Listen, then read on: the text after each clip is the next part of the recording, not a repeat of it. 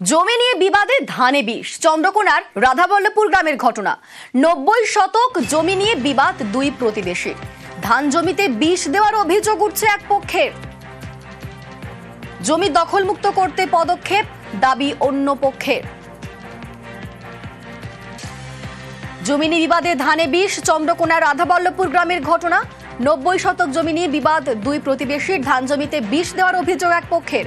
জমি দখলমুক্ত করতে পদক্ষেপ, দাবি অন্য পক্ষের। জমি নিয়ে আদালত, থানায় দুপক্ষই। সম্পূর্ণ মিথ্যা কথা। আমি জমিটার জন্য আমি আদালতের দ্বারস্থ হয়েছি।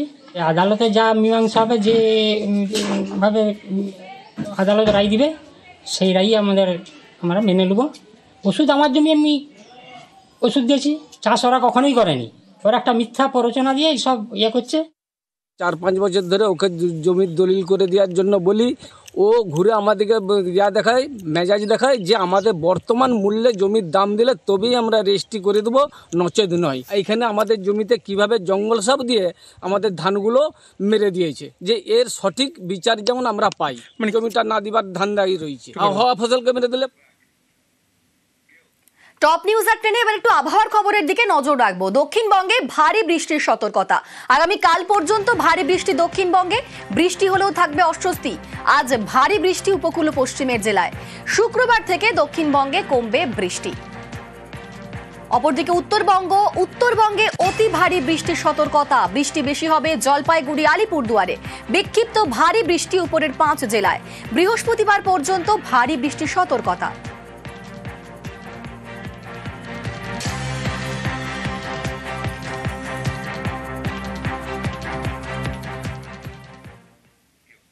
সামনেই পুজো। মুর্শিদাবাদেও দশভুজার জীবনযুদ্ধ, মা মাটির লড়াই। বয়স হয়েছে, তবু মাটি দেখলেই মনে জাগে ভক্তি। মাটিতে প্রাণ প্রতিষ্ঠা করেন বছর 60-এর মল্লিকা। মাটির গানে পুজো বন্দনা।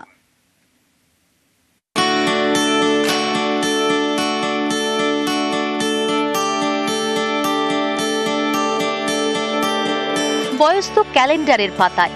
বয়সের ভার কাবু করতে পারেনি 60 ছুঁয়ে মল্লিকা দেবীকে। এখনো প্রতিমা করেন এই মৃৎশিল্পী।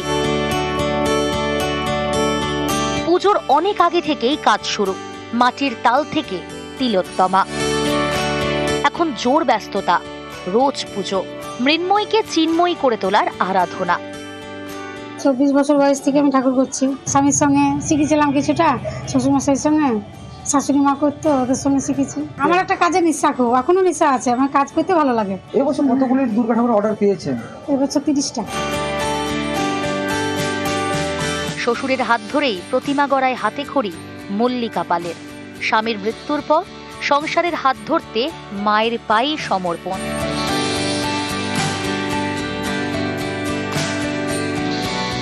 উনি বড় বড় ঠাকুর তৈরি করে আছে। উনি খুব পুরনো শিল্পী। বিভিন্ন মণ্ডপে আমরা ওনার ঠাকুর দেখতে পাই। বয়স হয়েছে, মাঝে মধ্যে বয়সের ভার কাহিল করে দেয়, কিন্তু সে সবই সাময়িক। বয়সের ভার ঝেড়ে ফেলে আবার দশভুজা বন্দনায় মেতে ওঠেন শিল্পী। মুর্শিদাবাদ থেকে প্রণব বন্দ্যোপাধ্যায়, নিউজ 18 বাংলা।